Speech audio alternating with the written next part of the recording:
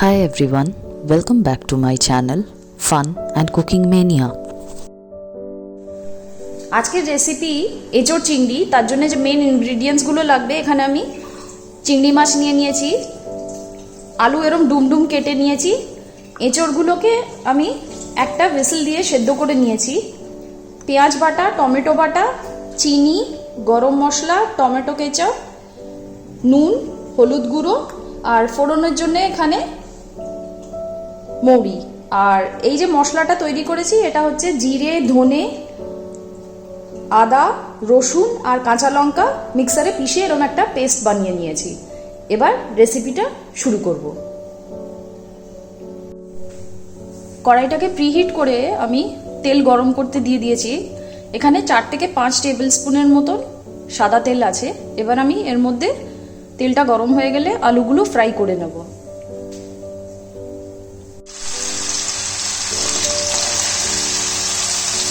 তেলটা গরম হয়ে গেছে, এবার আলুগুলো এর মধ্যে ফ্রাই করে নেব।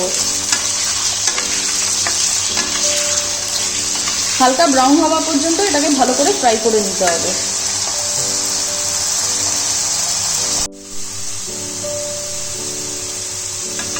আলুগুলো হালকা ব্রাউন হওয়া পর্যন্ত ভালো করে ভেজে নিতে হবে, আর চেক করে নিতে হবে যে আলুগুলো সেদ্ধ হয়েছে কিনা।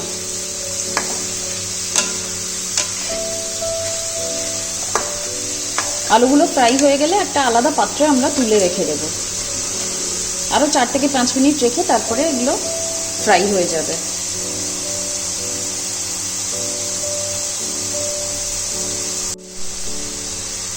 আলুগুলো ধীরে ধীরে গোল্ডেন ব্রাউন হয়ে যাচ্ছে। এবার এগুলোকে একটা আলাদা পাত্রে তুলে রেখে দেব আমি।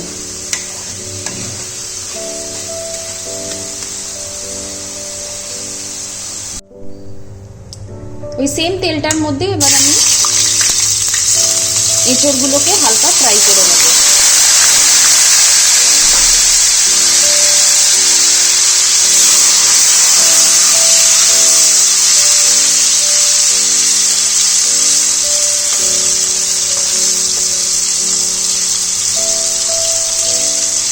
এঁচোড়গুলো হালকা সতে করে নিতে হবে, কেন কি এঁচোড়গুলো অলরেডি সেদ্ধ করা আছে। একবার প্রেসার কুকারে একটা হুইসেল দিয়ে নিয়েছি আমি।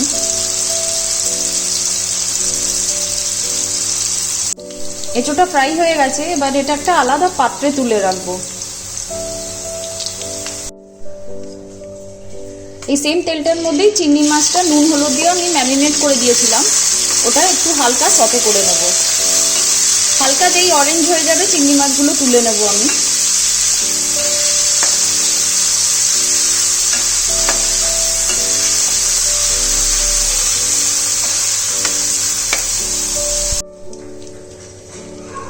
চিংড়ি মাছ যে তেলটাতে ফ্রাই করেছি ওর মধ্যেই আমি মৌরি ফোড়ন দিয়ে দিলাম।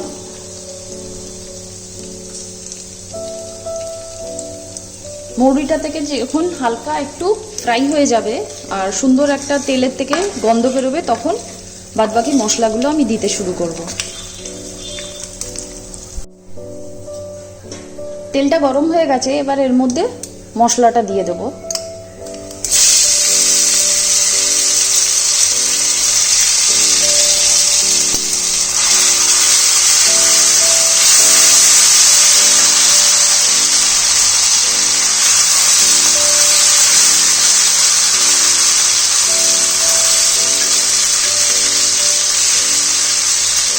এর মধ্যে আমি জিরে, ধনে, আদা, রসুন আর কাঁচা লঙ্কা, লাল কাঁচা লঙ্কা একসাথে পিষে নিয়েছি।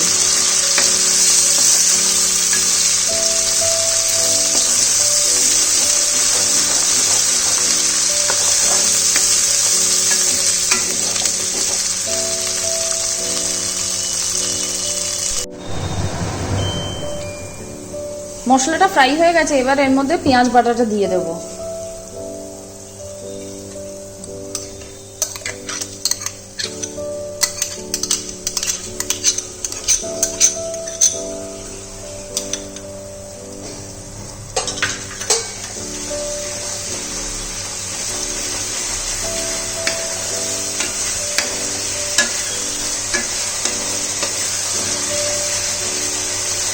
পেঁয়াজটা ভালোভাবে ফ্রাই হওয়া পর্যন্ত মশলাটার সাথে মিশিয়ে নিয়ে ভালো করে ফ্রাই করে নেব।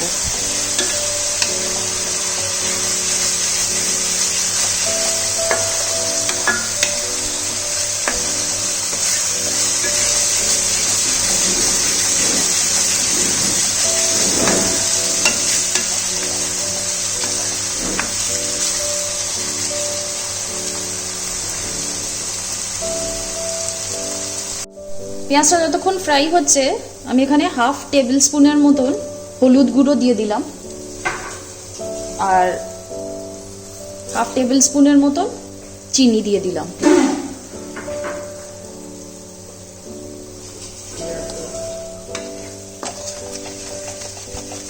হলুদ আর চিনিটা ভালো করে মিশিয়ে মশলাটার সাথে কষিয়ে নেব।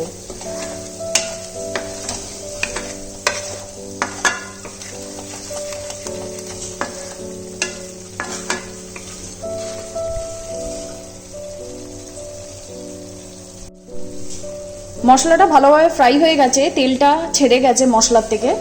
এবার আমি এর মধ্যে টমেটো পিউরিটা দিয়ে দেব।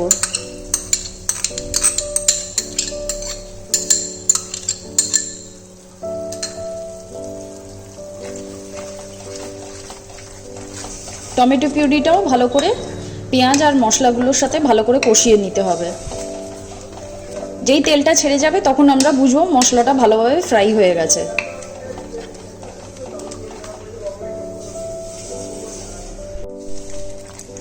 মশলাটা যতক্ষণ ফ্রাই হচ্ছে আমি এর মধ্যে হাফ টিস্পুনের মতন কাশ্মীরি রেড চিলি পাউডার দিয়ে দিলাম, এটা কালারের জন্যে।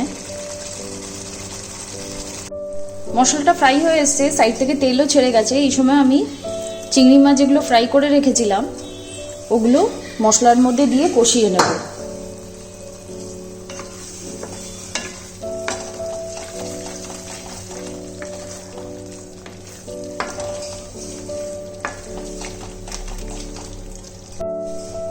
চিংড়ি মাছটা মশলার সাথে কষার সাথে সাথে আমি এখানে আলু যেগুলো ফ্রাই করে রেখেছিলাম ওগুলো এর মধ্যে দিয়ে দেব।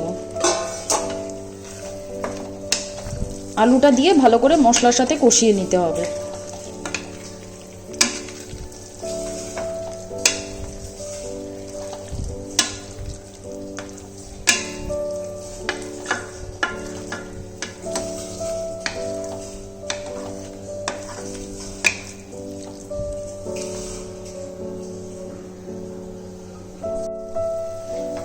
আলুটা মশলার সাথে ভালোভাবে কষানো হয়ে গেছে। এবার আমি এর মধ্যে এঁচোড়টা যেটা ভেজে রেখেছিলাম ওটা অ্যাড করে দেব।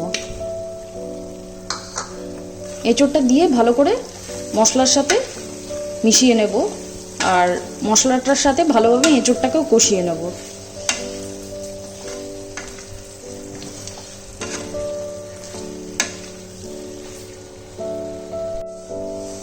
আলুটা মিক্স করে আমি এখানে 1 টেবিল স্পুনের মতন টমেটো কেচাপ দিয়ে দিলাম। টমেটো কেচাপটা দিয়েও ভালো করে মশলার সাথে মিশিয়ে নেব।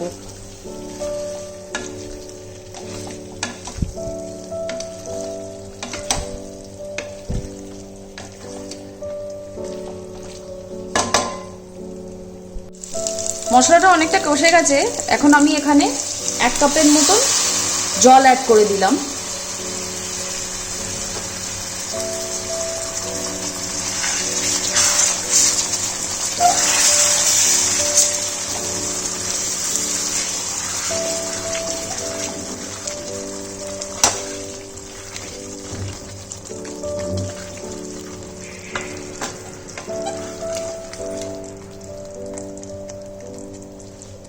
এবার এর মধ্যে আন্দাজ মতো নুন দিয়ে দেব।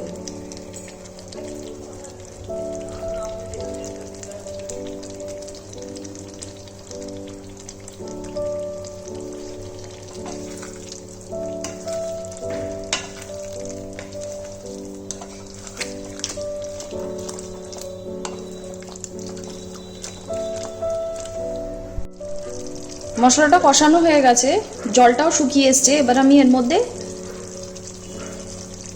1 টেবিল স্পুনের মতন ঘরে বানানো গরম মশলা দিয়ে দিলাম। গরম মশলাটা দিয়ে ভালো করে এটার সাথে মিশিয়ে নেব আমি।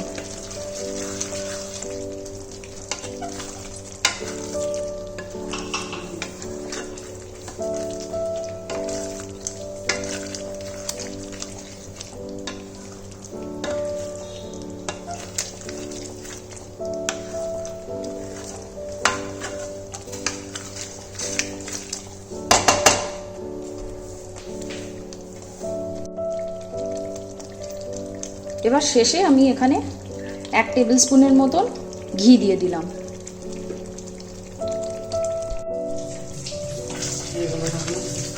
ঘিটা দিয়ে এবার ভালো করে এটার সাথে আমি মিশিয়ে নিচ্ছি।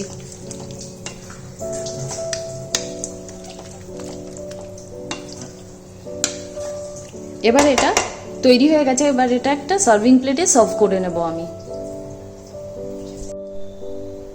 সার্ভিং প্লেটে আমি এটা সার্ভ করে নিচ্ছি।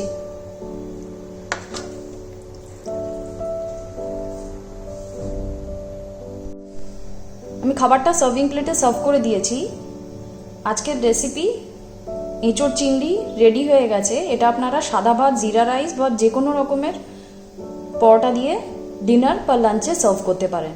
আশা করি এই রেসিপিটা আপনাদের সবার ভাল লাগবে।